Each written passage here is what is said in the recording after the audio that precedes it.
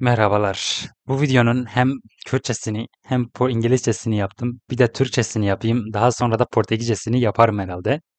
Şimdi eee, bu videoya başlamadan önce size buradaki hatırlatmayı yapmış olayım. Kanalımıza abone olun. Zili istiyorsanız açın. Bu hikaye Fekiyet İran sürekli Mevlana ile karşılaştırılan Fekiyet İran'ın hikayesi. Yani Mevlana ile Fekiyet İran arasında düşünceleri birbirlerine yakın insanlardır. Her ikisi de tasavvufi düşüncenin insanlarıdır. Yunus Emre, Mevlana bu tür kişilerle genellikle karşılaştırılır. Bugün sadece bunun hikayesine odaklanacağız. Birkaç tane de animasyon yaptım. O kadar iyi olmasa da birkaç tane animasyon yaptım. En azından biraz görüntü olsun diye.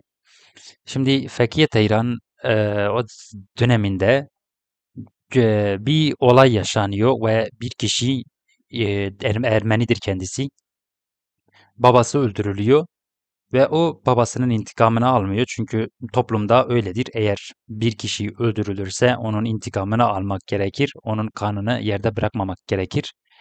Bunun için bu kişi onun intikamını almıyor. Ya böyle bir hikaye var yani.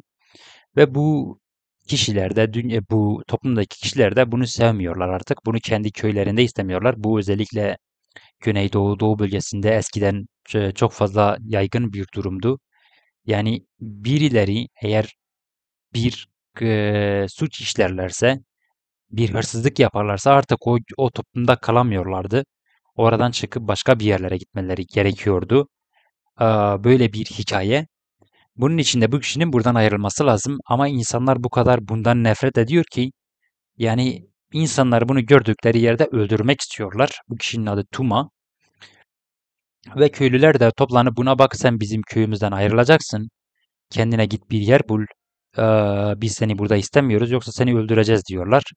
Köyün büyükleri toplanmış bu şekilde konuşuyor. Ve bu da tamam ben gidip Cizre Botan deniliyor. Orada gidip bir kralla konuşacağım diyor. Aslında kral değil de Türkçedeki karşılığını bulamadım. Ne diyebiliriz ki ona? Vali diyelim aslında vali olabilir.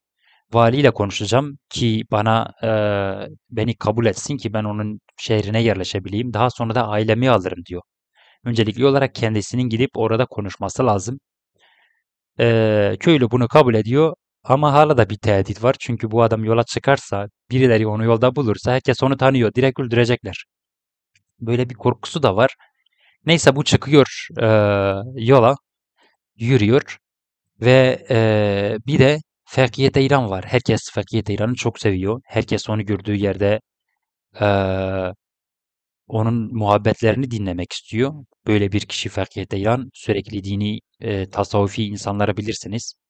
Bu tür bir kişiliğe sahip ve bu tür kişileri toplum dinlemek istiyor.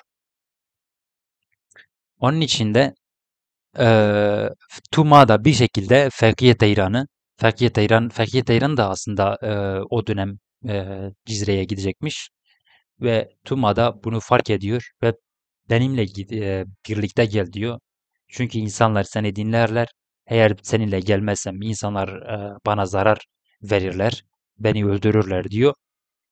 Eee Fekhiye Teyran başta bunu kabul etmiyor. Sen eğer yanlış biriysen belki de toplumun seni gerçekten de öldürmesi gerekir. Tabii bunu o söylemiyor, ben söylüyorum bunu.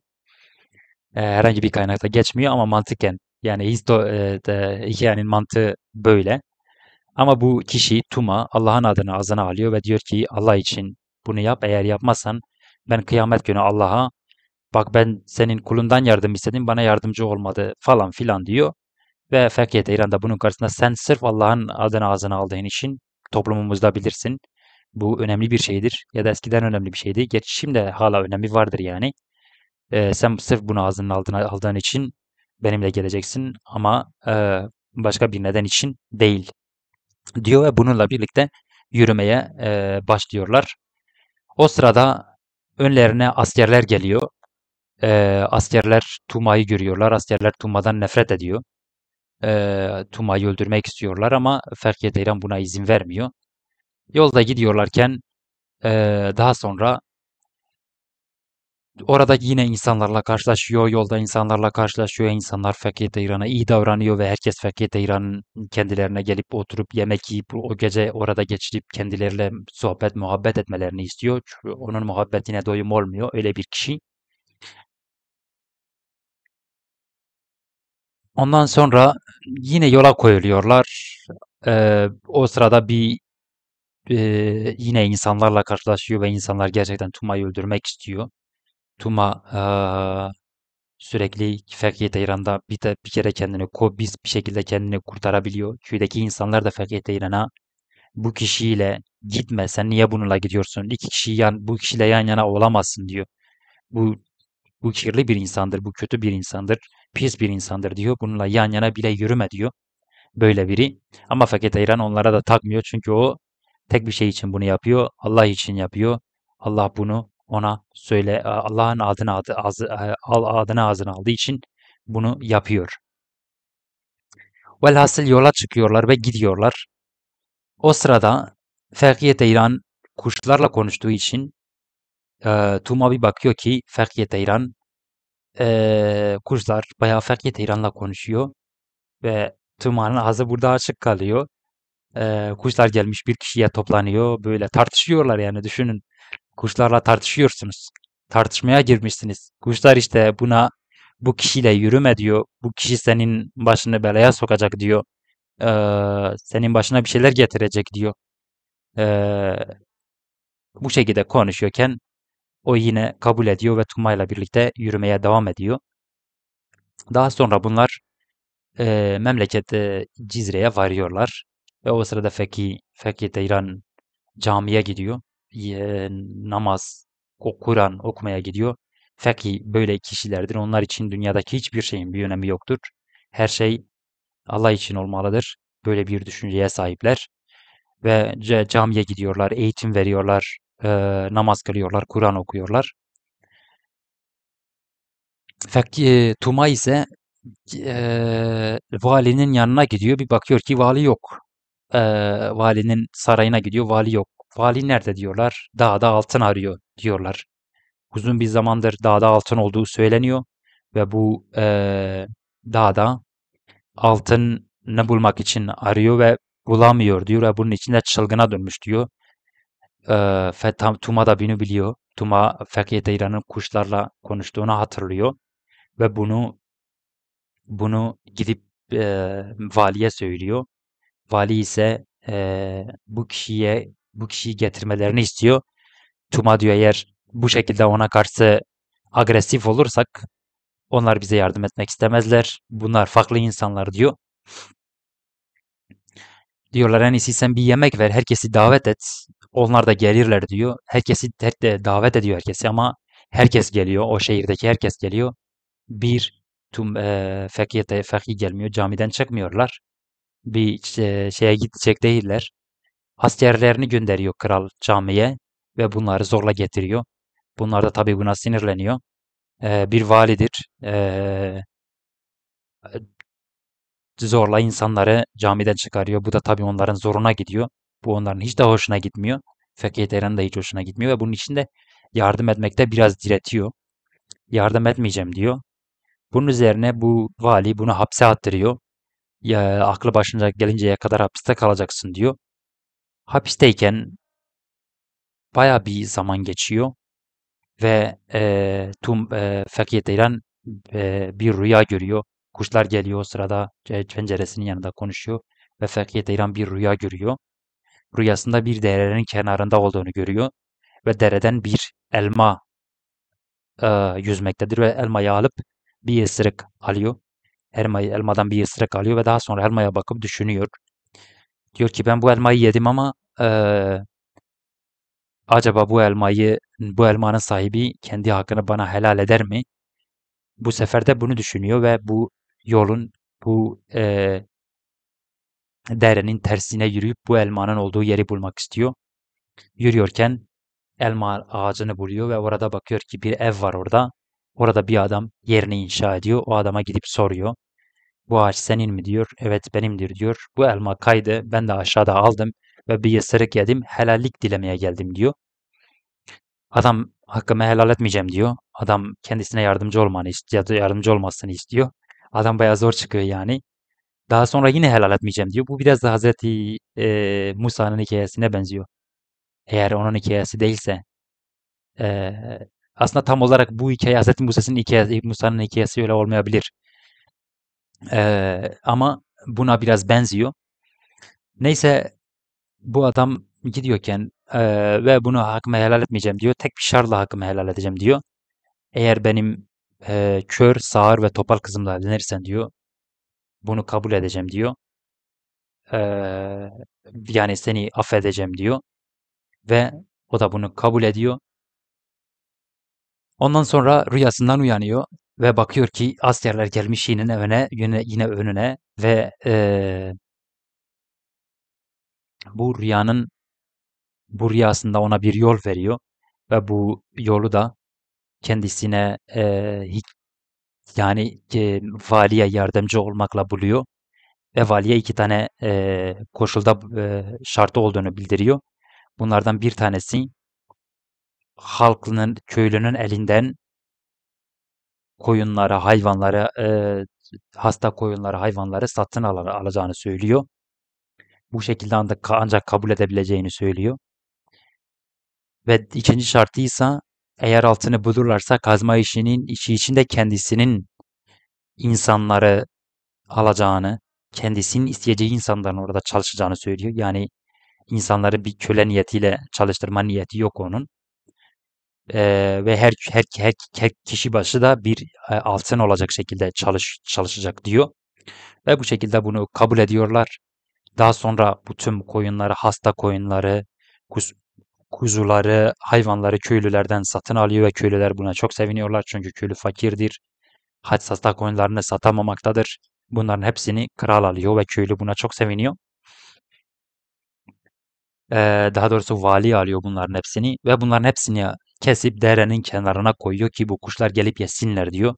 Ve gökyüzü kuşlarla doluyor. Gelip hepsi burada bu eee, bu eti yiyorlar. O sırada iki kuş birbirleriyle konuşuyor. Bu eti kim buraya koyuyor diye.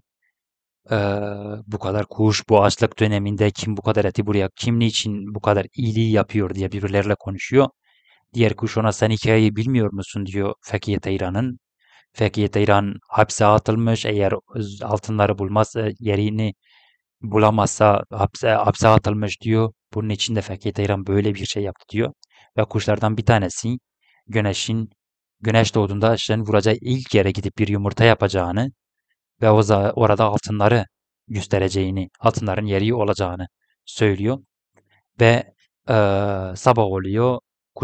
Kuşlardan bir tanesi gidip oraya altın o dağın başına bir tane yumurta bırakıyor ve herkes artık altının orada olduğunu biliyor. Ve Fakiyet İran'da aldığı insanlarla her gün bir günlük yani bir kişi başı bir altından insanları alıp oraya götürüp çalışmaya gidiyorlar. Alıyorlar kazmaları, kürekleri. Bir tane vuruyorlar. Tamam tamam bitirmeyin. Hemen bitireceksiniz. Bugün bir günden bitmesin diyor. Oturuyorlar yine Kur'an okuyorlar. Dinden bahsediyorlar. Dindar biri. Ve bu şekilde dinin örnek insan olmaktan bahsediyor. Allah'tan bahsediyorlar. Sonra bu şekilde 40 gün boyunca sürüyor ve herkes 40 altın kazanmış oluyor. Günün sonunda birisi diyor ya artık yeter diyor. Biz 40 gündür buradayız. 1 metre yer bile kazmadık. Bırakın şu altınları çıkaralım artık bitsin diyor. 40 gün bize de yeter diyor. Kazanacağımızı da kazandık diyor. Fakir de İran'da artık tamamdır diyor. Herkes de kazanmıştır. Köle olarak çalışmamıştır. Ve çıkarıyorlar altınları. Herkes çok mutlu oluyor. Kral çok mutlu oluyor. Kral Fakiye'ye istediğini alabileceğini söylüyor. Fakir de İran hiçbir şey istemediğini, sadece Tuma'nın kellesi kadar altın istediğini söylüyor. Ve vali de bunun için benim Tuma'nın kafasını kesmem gerekiyor diyor. Kellesini koparmam gerekiyor diyor. O zaman sen de kopar diyor ve Valide onun kellesini koparma emrini veriyor ve kellesini koparıyor. Onun kellesinin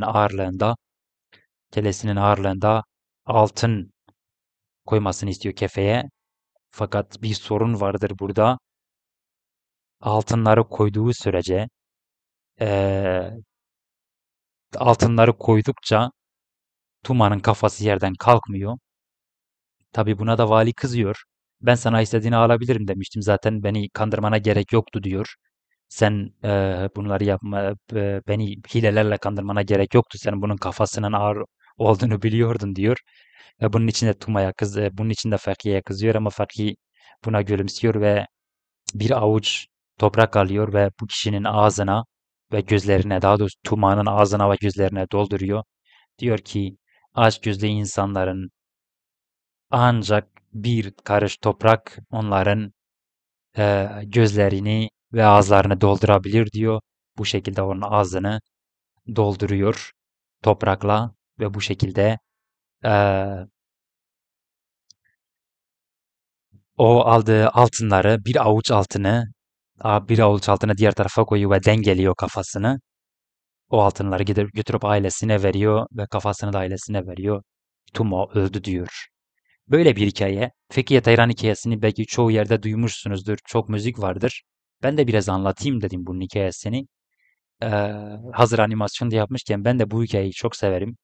Yani ciddi anlamda ders almak için önemli bir hikayedir. Açgözlü olmaktan bahsediyor. Açgözlü olmamaktan bahsediyor. Açgözlülüğün ancak bir karış toprakla açgözlü insanların ancak bir karış toprağın gözlerini doldurabileceğinden bahsediyor. Ben de bu hikayeyi severim. Onun için de böyle bir video yapmak istedim. Bu videoyu beğenirseniz, yorumlarda yazarsanız, kanalımıza abone olursanız çok sevinirim. Eğer bu videomuzu beğendiyseniz yorumlarda yazın.